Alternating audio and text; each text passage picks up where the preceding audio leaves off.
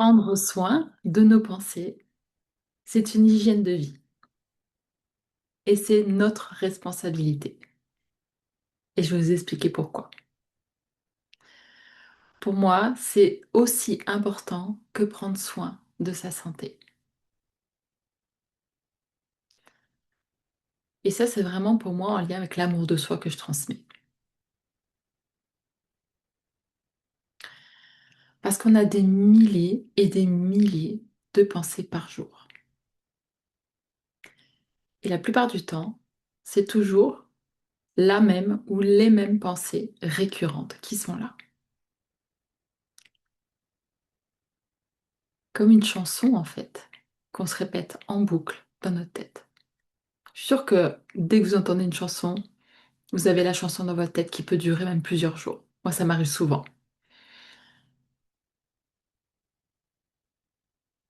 Alors, si la chanson est bien en fait et qu'elle vous plaît, c'est sympa. Si c'est la danse des canards et que ça vous saoule, vous voyez, ça va être beaucoup moins agréable. Et en fait, nos pensées, c'est ce qui crée aussi l'amour de soi. Vous voyez, moi, pendant longtemps, en fait, je je m'apercevais même pas en fait de ces pensées. J'en avais pas conscience. Et, et en fait, je normalisais beaucoup ce que je me disais dans ma tête. Et du coup, bah, je continuais en fait à entretenir ça. Parce que c'était normal. Parce que je ne savais pas en fait que toutes les choses pas sympas que je me disais, c'était pas normal. Que c'était pas ça la normalité. Je n'avais même pas conscience que je ne m'aimais pas. Jusqu'au jour justement où on m'a appris en fait ce que c'était l'amour de soi. L'amour de soi, c'est pour moi le premier pas, c'est d'arrêter de se juger en fait.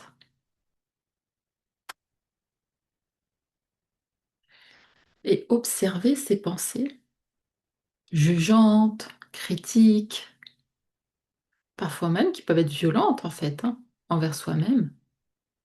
Elles ont besoin d'être observées. On a besoin de prendre soin de ça. Comme si on avait notre petit enfant intérieur qui est là et qui a besoin d'être regardé et d'être entendu de façon différente. Comme un enfant, si on lui dit à chaque fois t'es nul, tu sers à rien, t'es pas à ta place, t'es pas assez. Qu'est-ce qu'il va faire cet enfant? Il va se recroqueviller, il va se protéger. Il va pas s'épanouir. Il va pas s'expanser. Et c'est un impact qui est valable pour notre vie personnelle, mais aussi professionnelle. Et moi, je suis dans beaucoup de groupes d'entrepreneurs et je vois à quel point l'amour de soi manque et à quel point ces pensées récurrentes sont un vrai fléau en réalité.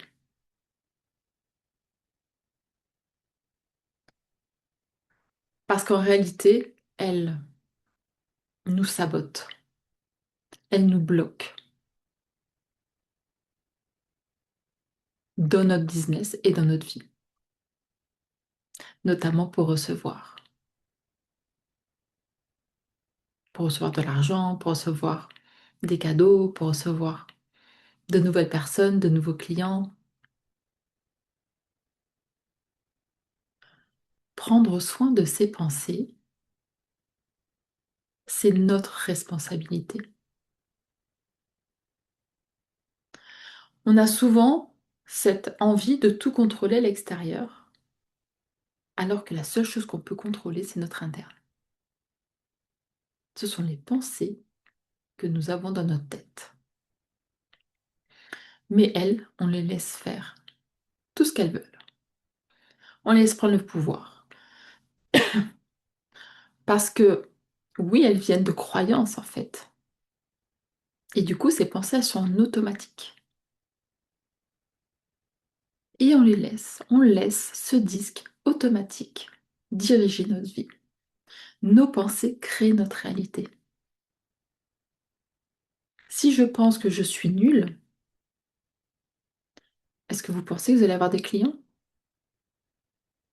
Est-ce que vos clients ils vont venir vous voir et vous dire que vous êtes formidable alors que vous vous sentez nul? Attention, c'est pas que vous êtes nul. Vous êtes formidable, mais vous pensez que vous êtes nul. Et c'est pas à vos clients de vous dire que vous êtes formidable. Eux, ils vont sentir un décalage. Ils vont se dire, oui, elle est formidable, et en même temps, c'est bizarre, il y a quelque chose qui est là. Comme s'il y avait des interférences. Et ça va brouiller, ça va bloquer. Et vous voyez, beaucoup de personnes cherchent la recette miracle à l'extérieur. La personne qui va leur donner le truc là pour débloquer. Bien sûr qu'on a besoin d'apprendre plein de choses. Moi, j'apprends plein de choses. Je, je me fais accompagner pour ça. Et j'accompagne les personnes pour ça. Mais une des clés importantes à travailler, c'est les histoires qu'on se raconte à l'intérieur de soi,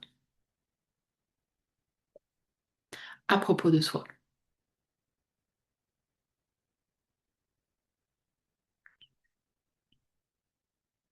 Qu'est-ce que tu penses de toi? Est-ce que tu en as conscience? Et est-ce que tu l'observes tous les jours? Moi, oui. Et je vous ai fait cette vidéo parce que j'ai eu une conversation avec quelqu'un il n'y a pas très longtemps qui m'a dit, mais comment tu fais? Et en fait, cette question revient très souvent, mais comment tu fais? Et en fait, pour moi, c'est tellement une hygiène de vie que j'ai mis en place d'observer l'histoire que je me raconte. Parce que c'est tellement automatique que je ne m'en rendais même pas compte. Et ça m'arrive encore en réalité. Je dois prendre ce temps-là nécessaire dans ma journée quand je sens qu'il y a une pensée qui est là en fait. Je me dis, qu'est-ce qui se passe? Et je vais écouter. Ok, bah là je peux me raconter l'histoire que je ne vais pas y arriver. Ok, et si je m'en racontais une autre? Je peux me raconter l'histoire que bah, je me trouve pas très jolie. Je peux aussi m'en raconter une autre. À quoi ça me sert de me dire je suis nulle? À quoi ça me sert de me dire je suis pas jolie? À quoi ça me sert de me dire que je vais jamais y arriver? À quoi ça me sert me dire que je suis pas capable? À quoi ça me sert de me dire que je devrais avoir honte? À quoi ça me sert de me dire que les autres peuvent me critiquer et voir en fait que je ne suis pas parfaite? À quoi ça me sert d'avoir cette pensée? Vous voyez, par exemple, cette pensée de pas parfaite, je vais pouvoir en fait, la regarder avec amour et de dire, bah oui, je suis pas parfaite. Et comment ça serait pour moi de m'accepter en fait avec mes imperfections? Comment je pourrais vivre avec ça?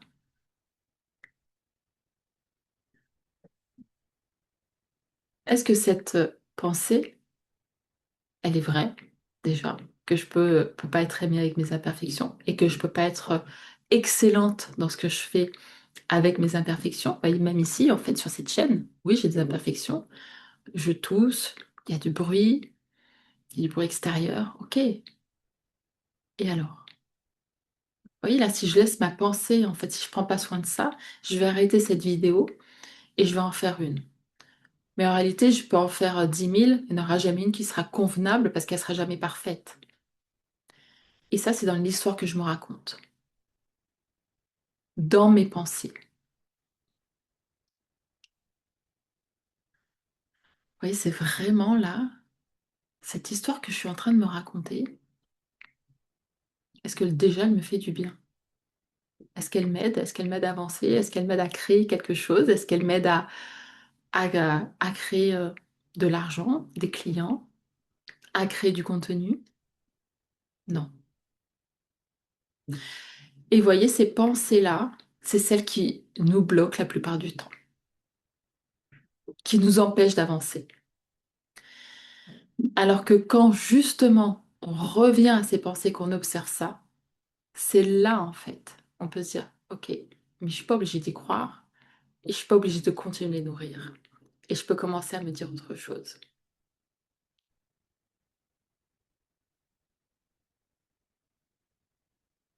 Et j'ai justement sorti un challenge, le Summer Challenge, l'audace de s'aimer pour entreprendre, où je parle de ça, où je parle de toutes les bases en fait de l'amour de soi et qui nous aident dans l'entrepreneuriat. Des clés qui m'ont tellement aidée et qui me permettent chaque jour d'évoluer, de continuer d'avancer, même quand c'est difficile. Parce que c'est pas quand c'est facile qu'on a besoin de ces outils-là, c'est quand c'est difficile. Parce qu'on a tous des hauts et des bas. On a tous des challenges à vivre, à passer. Et en fait, c'est qui je suis dans ces challenges-là. Et ce qui je suis, c'est la personne qui regarde ses pensées et qui regarde l'impact de ses pensées sur son business et sur sa vie.